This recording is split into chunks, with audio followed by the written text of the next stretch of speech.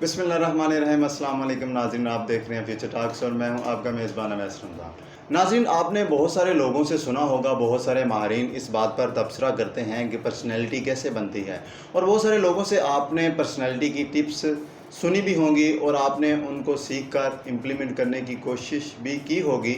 लेकिन आज हम भी बात करेंगे पर्सनैलिटी पर कि पर्सनैलिटी होती क्या है, लेकिन हम बात करेंगे साइकोलॉजी के पॉइंट ऑफ व्यू से कि इस पर्सनैलिटी के पीछे नफ्सियात क्या है, इसके पीछे नफ्सियात कौन सी छुपी हुई है। इसी मौजू पर आज बात करने के लिए मेरे साथ मौजूद हैं मोहम्मद लतीफ़ साहब। इन्होंने साइकोलॉजी पढ़ रखी है, हमारे नफ्सियात हैं। आज हम इनसे ही जानेंगे कि पर्सनैलिटी होती क्या है, और ये हमें नफ्सियात की रोशनी में बताएंगे कि आप पर्सनैलिटी को किस तरह बेहतर कर सकते हैं, अपनी पर्सनैलिटी को किस तरह निखार सकते हैं। क्योंकि बहुत सारे लोग आपकी पर्सनैलिटी को ही जज करते हैं।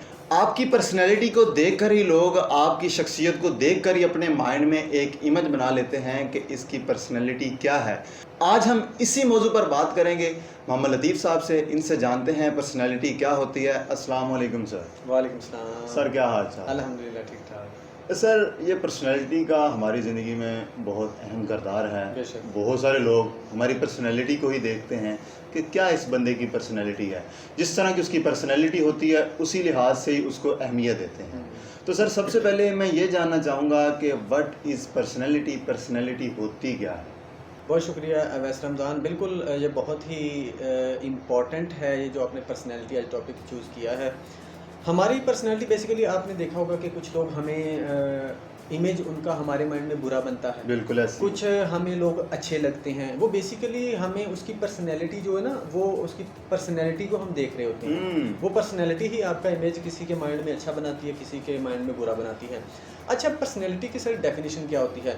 पर्सनैलिटी मजमूआ होता है कुछ चीज़ों का। वो चीज़ें क्या होती हैं? आपकी जो थॉट्स होती हैं, वो आपकी फीलिंग्स होती हैं, आपके जो बिहेवियर्स होते हैं, सही। इन तीनों का मजमूआ होती है सर आपकी पर्सनैलिटी। जिस तरह की आपकी थॉट्स या फीलिंग्स या आपके बिहेवियर होंगे, उसी तरह की आपकी पर्सनैलिटी होगी। अगर आपकी फीलिंग्स, थॉट्स और बिहेवियर्स अच्छे होंगे तो आपकी पर्सनैलिटी अच्छी होगी। अगर ये तीनों चीज़ें आपकी मतलब थॉट्स, फीलिंग्स और बिहेवियर्स अच्छे नहीं होंगे तो आपकी पर्सनैलिटी भी अच्छी नहीं होगी। ये बेसिकली एक सिंपल सी अगर डेफिनेशन हम लेना चाहें तो इस तरह से ले सकते हैं कि इन तीनों का मजमूआ एक पर्सनैलिटी बनती है उससे। जी, ये तो आपने बता दिया कि ये तीन चीज़ें होती हैं, इनका मजमूआ होता है कि पर्सनैलिटी होती क्या है, ठीक है। अच्छा सर, मैं ये जानना चाहूँगा कि पर्सनैलिटी बनती कैसे है? हम चाहेंगे हम अपनी पर्सनैलिटी को अच्छा बनाएं, तो ये हम किस तरह बना पाएंगे, ये किस तरह बनती है? ये सबसे अहम जो आज के शो का मेरे ख्याल में सबसे अहम जो क्वेश्चन है यही वाला होगा कि पर्सनैलिटी बेसिकली बनती क्या है। बहुत सारे लोगों से हम मुख्तलिफ इसकी डेफिनेशन या मुख्तलिफ इसकी चीज़ें सुनते हैं, देखते हैं, टिप्स भी देखते हैं इम्प्रूव करने की और बेहतर करने की, और हमें वो बताते भी हैं कि अच्छी पर्सनैलिटी कौन सी होती है, बुरी कौन सी होती है। मैं आज चूँकि आपको पता है कि मेरा मास्टर है जो नफ्सियात में है, साइकोलॉजी में है, तो मैं साइकोलॉजी के पॉइंट ऑफ व्यू से ही बताऊँगा कि इसके पीछे नफ्सियात क्या होती है। बिल्कुल सही बात। सर, इसकी ना पर्सनैलिटी की स्ट्रक्चर होती है। वो जो स्ट्रक्चर बनती है ना पर्सनैलिटी की, वो 3 एलिमेंट से मिलके बनती है। उसमें 3 फैक्टर्स होते हैं जो इसको बनाते हैं, इसको पर्सनैलिटी को, जो कि जिसका कॉन्सेप्ट दिया है सिगमंड फ्रॉयड ने, जो जिन्होंने पर्सनैलिटी के ऊपर बहुत काम किया है। अब वो 3 जो होते हैं एलिमेंट्स, उनमें सबसे पहले होता है इड, उसके बाद ईगो, उसके बाद सुपर ईगो। इड, ईगो और सुपर ईगो, ये 3 चीज़ें हैं। हम इसको सिंपली, अगर इसको सिंपल अल्फाज में बोला जाए तो मैं आपको बोलूँगा आप एक इंसान है, आपके अंदर 3 इंसान बैठे हुए हैं। ठीक है, 3 इंसान बैठे हैं। एक है इड, एक इंसान है वो, दूसरा है ईगो और तीसरा है जी सुपर ईगो।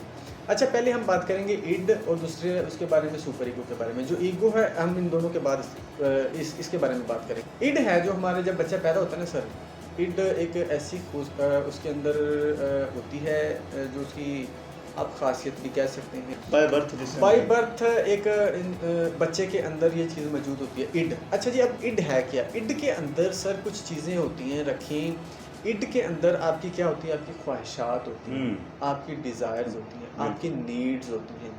आपकी जो ख्वाहिशात हैं और आपकी जो नीड्स हैं, इनको जो पूरा करने की जो हमारे अंदर अर्ज पैदा होती है ना, हमारे अंदर ख्वाहिश पैदा होती है कि मैं इनको पूरा करूं, वो सारी जो ख्वाहिश पैदा करवा रही होती है वो इड करवा रही होती है। इड करवाती है। बच्चा रोता है, क्यों रोता है? उसको भूख लगी होती है, ऐसी। ठीक है। बच्चे को सर्दी लगती है, बच्चा आराम चाहता है। बिल्कुल। वो रोता है, बिल्कुल ठीक है, रोता है। उसके पेट में दर्द होता है, वो वो रोता है। बेचैन हो जाता है, रोता है, वो चाहता है कि मुझे आराम मिले इस दर्द से। ये सारा काम कौन करवा रही है? ये ईड करवा रही ईद है। करवा रही है, सही। ये ईड करवा रही होती है हमसे कि हम मुझे भूख लगी है, मैंने खाना खाना है। ये आपकी कोई नहीं है, ये आपके अंदर जो ईड पड़ा है ना, ईड वाला एलिमेंट पड़ा है, वो जो पर्सनैलिटी स्ट्रक्चर है पर्सनैलिटी का, वो ईड करवा रही होती है, ठीक है। ये तो मैं आपको नॉर्मल सी चीज़ें, जनरल सी चीज़ें बता रहा हूँ कि वो आपकी ख्वाहिशात पूरी करवाती हैं, वो आपकी ज़रूरियात पूरी कराती है। अगर आपको दर्द हो रहा है तो वो आपको ना आपका दिल करता है कि मैंने यार इस दर्द से छुटकारा हासिल करना है, तो वो ईड है आपको वो करवा रही होती है सारा काम, है ना, आपके अंदर वो ख्वाहिश पैदा कर रही होती है। अच्छा, अब ये तो हो गई आम चीज़ें। अब जो मेन चीज़ है आपकी मैं बताना चाहूँ, इसके अंदर मैंने आपको बता दी ना, बिल्कुल, ख्वाहिशात, ईद के desire। अंदर आपकी जो ख्वाहिशात है ना, वो पूरी होती हैं, मतलब वो उनको पूरी करने की अर्ज पैदा होती है कि मैंने ये करना है। अच्छा, वो ख्वाहिशात आपकी अच्छी भी हो सकती हैं, आपकी बुरी भी हो सकती हैं। अच्छा। मिसाल के तौर पर, एक तो आपके अंदर ख्वाहिश है ये पैदा होगी ना कि मैंने बहुत बड़ा आदमी बनना है, ऐसी मतलब मैंने बहुत तरक्की सारे करनी लोगों है, में मैंने होती है। सीखना है। ये एक तो एक अच्छी चीज़ होगी। अब जो दूसरी हैं बुरी ख्वाहिशात इंसान के अंदर पैदा होती हैं। बुरी क्या हो सकती हैं? वो चोर भी हो सकता है, वो डाकू भी हो सकता है, वो हेरा-फेरी को इस तरह वो का। सेक्सुअल डिज़ायर्स भी हो सकती हैं आपकी, वो भी हैं, वो भी लाजमी हिस्सा है पर्सनैलिटी का। अच्छा, अब वो उन चीज़ों को, ये जो सारी नीड्स होगी, ख्वाहिशात अच्छी और बुरी हो गई, उनको जो पूरा करने का जो सारा तरीक़ाकार या अर्ज पैदा होती है, वो ईड के अंदर पैदा होती है। अब ईड जो होती है ना, ईड ज़ोर लगा देती है कि अब इन ख्वाहिशात को पूरा करना है। मिसाल के तौर पर, अगर आपको भूख लगी है, ईड फुल जोर लगाएगी कि आपने खाना खाना है। अगर आपको खाना घर में नहीं मिल रहा, आप क्या करते हो? आप हमसाये के पूछते हो। ऐसी हमसाये का नहीं है तो आप ऐसा करते हो कि आप बाज़ार से खरीदने जाते हो। अगर ऐसी। बाज़ार में भी नहीं है तो आप फिर क्या करते हो? बाज़ार में भी आपको फ़र्ज़ करो आपके पास पैसे नहीं, बाज़ार नहीं जा सकते आप, ऐसी फिर आप क्या करते हो? ईड आपको पता क्या करवाएगी? चोरी कर लो। ज़रूरियात पूरी करनी है, पूरे लाज़िम करनी, जहाँ से वो मर्ज़ी होनी जितना चाहिए। जो जोर लगा रही है ना, ईड लगा रही है, और वो आपको बोलेगी कि आपने ये ख्वाहिश पूरी करनी है, चाहे अच्छे तरीके से करो, चाहे बुरे तरीके से करो, मुझे इससे कोई गर्ज नहीं है, मुझे पूरी होनी पूरी चाहिए। होनी चाहिए। एट ए टाइम वो कहता है पूरी करो इधर। अब मैंने आपको बोला ना 3 इंसान है, ये वाला जो ईड वाला इंसान है ना, ये आपको बोलेगा भाई तूने पूरी करनी है। अगर इसको अच्छा रास्ता मिल गया, अच्छे और बुरे का मैं आपको बताता हूँ इसमें क्या फ़र्क होता है। वो आपकी बुरी ख्वाहिशात भी आप में पूरा करने का आपको कहता है, और जो अच्छी वो भी पूरा करने का कहता है। ये होता है ईड। इसमें अच्छी और बुरी ख्वाहिशात पड़ी होती हैं जो हमने पूरी करनी होती हैं। ये ज़ोर लगा देता है ये वाला इंसान कि आपने ये पूरी करनी है। वो ना वो देखेगा ये जायज़ तरीका, वो ना वो देखेगा ये उसे नाजायज़ इससे कोई गर्ज उससे नहीं कोई है, गर्ज जायज़ से है या उसको नाजायज़ से सिर्फ है। गर्ज है कि ये मेरी चीज़ें सेटिस्फाई हो जाए, मैं मेरी ये अर्जेस पूरी हो जाए, मेरी ये ख्वाहिशात पूरी हो जाए। अब एक और इसका अहम जो है ना ईड के बारे में एक अगर मैं बताना चाहूँ, इसको जी, जी, ना ज़रूर। साइकोलॉजिस्ट ने इसको शैतान भी बोला है। ओहो, यानी कि ये शैतान है हाँ आपके जी, अंदर। ये शैतान भी बोला है। वो अक्सर हम बचपन से सुने, इसके अंदर कोई शैतान है। ये वही ना, है। ये वाला ना आपको ये शैतान भी इसको कह सकते हैं। देखिए ना, सही। जब आपको आपके अंदर ख्वाहिश पैदा हुई है ना, ये आपको बोलेगा इसको पूरा कर दो, जायज़ तरीके से, नाजायज़ तरीके से कोशिश करेगा ये आपको नाजायज़ तरीके की तरफ ले जाए, ठीक है। इसका काम होता है आपको नाजायज़ तरीके की तरफ ले जाए। अच्छा, अब ये शैतान है, इसको अपने शैतान ही समझना है, ठीक है। अब जो आ गया दूसरा इंसान, मैंने आपको बोला था 3 होते हैं, ईड, ईगो, सुपर ईड तो आपको मैंने बता दी ना, ये इसने ख्वाहिशात पूरी करनी होती है, जायज़ नाजायज़ इसने नहीं देखना, इसने पूरा करना होता है। अच्छा, अब आ जाते हैं सुपर ईगो की तरफ, ये जो दूसरा इंसान है। अच्छा जी, अब ये जो हमारा पहला है, इसको मैंने आपको बता दी कि ये शैतान है। अब उसके मुकाबले में होगा sir super ego. Super ego जो इंसान है आपके अंदर बैठा, वो है फरिश्ता। वो है फरिश्ता। इस शैतान के मुकाबले में वो फरिश्ता है। अब किस तरह से आपके अंदर कोई भी ख्वाहिश पैदा होगी, ईड जोर लगाएगी इसको पूरा करो, जायज़ नाजायज़ तरीके से जैसे मर्जी पूरा करो। अब वो जो सुपर ईगो होगा ना, वो बोलेगा यार ख्वाहिश पूरी करो, लेकिन इसको आप देखो कि ये जायज़ तरीके से है या नाजायज़ तरीके से। अब एक और सिंपल सी अगर मैं बोलूँ, अगर जो सुपर ईगो है ना, वो वाला इंसान वो आपको बोलेगा कि यार देखो ये सोसाइटी में ये किस निगाह से देखा जाता है, ये जो आप रास्ता आपने चूज़ किया है, आपने ख्वाहिश की है, ये सोसाइटी में अच्छी समझी जाती है या बुरी समझी जाती है। आप उसको समझ लो कि वो आपको इखलाकियात सिखाता है, वो वाला इंसान। सही, आपका खैर ख्वाह है। हाँ जी, वो आपका खैर ख्वाह, वो आपको, उसने फरिश्ते का काम क्या होता है सर? आपको सही रास्ते पे लेके जाना है। वो फरिश्ते वाला रोल ही प्ले कर रहा होता है। वो जो सुपर ईगो होती है, वो आपको वो कोशिश करती है कि आपको जायज़ तरीके से, आपको ना, आपका जो कहते हैं ना कि इखलाकियात का जो दायरा है, वो उससे बाहर नहीं निकलने देता। वो फरिश्ता होता है, ये शैतान होता है। अब उधर से आपके अंदर ख्वाहिश पैदा हुई, वो जोर लगा देगा कि मैंने ये ख्वाहिश पूरा करनी ना जायज़ ना जायज़ तरीके से। सुपर ईगो बोलेगा यार तू सब्र कर देख अगर ये जायज़ तरीके से मतलब अगर सोसाइटी में ये पूरा हो रही है, मतलब सोसाइटी इसको कबूल करती है तो ठीक है, अगर अदरवाइज तू नहीं कर सकता ना कर तो सब्र कर, वेट कर। इन दोनों का आपस में मुकाबला होता है।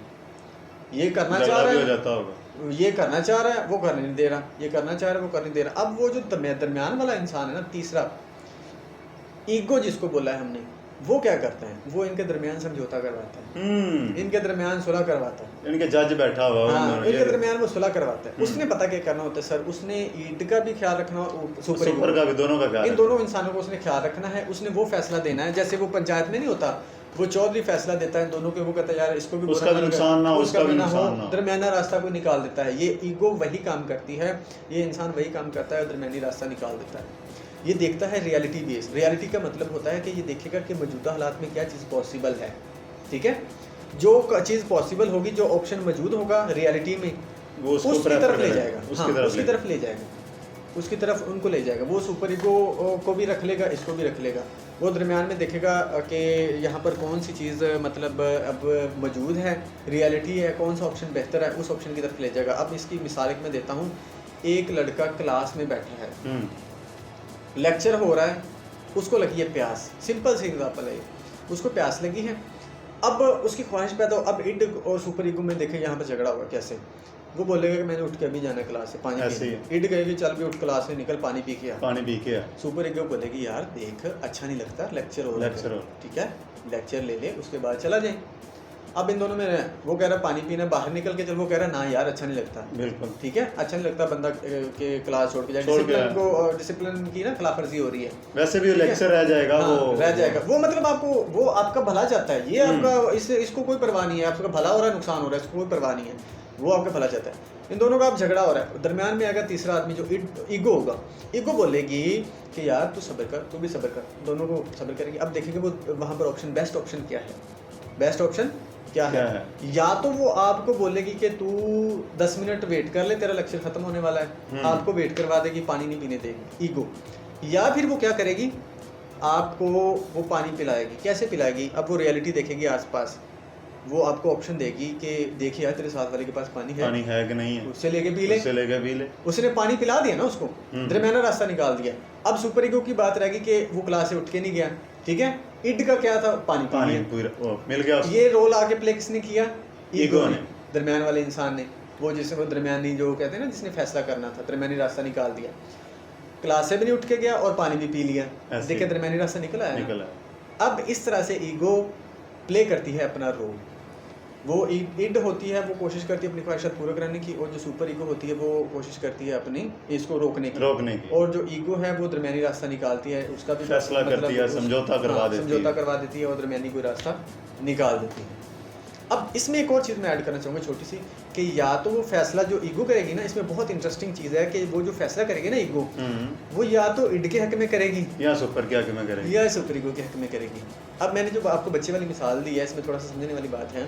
उसने किसके हक में फैसला दिया है, पानी पिला दे, पानी पीने किसकी ख्वाहिश थी, इड की, उसने पानी पिला दिया है, उसने इड के हक में फैसला किया है, सुपर के खिलाफ हो गया, सुपर के हक में फैसला नहीं किया, मतलब खिलाफ नहीं, उसके हक में नहीं किया, प्योर उसके हक में नहीं। उसमें उसके हक में क्या था, वो क्या कह रही थी, यार 10 मिनट वेट कर ले, 10 मिनट के बाद ही पानी पीना है, क्लास हो रही है तेरी। अगर तो वो इसको स्टे करवा देती कि तू थोड़ी देर वेट कर ले, बाद में पानी पी ली। अगर वो बच्चा है वेट कर लेता है, बाद में पानी पीता है, इसका मतलब फैसला सुपर ईगो के हक में। अगर उसने पानी पिलवा दिया, चाहे वो बाहर उठ के गया, चाहे वो कहीं से लेके दिया, लेकिन पानी पिलवा दिया, वो इड के हक में उसने फैसला कर दिया। इस चीज़ को, ये भी समझने वाली चीज़ है कि किसके हक में फैसला आता है। ईगो किसी के हक में तो जाएगी ना, बिल्कुल जाएगी, या इसके हक में जाएगी या उसके हक में जाएगी, तो यहाँ पर वो इड के हक में चली गई।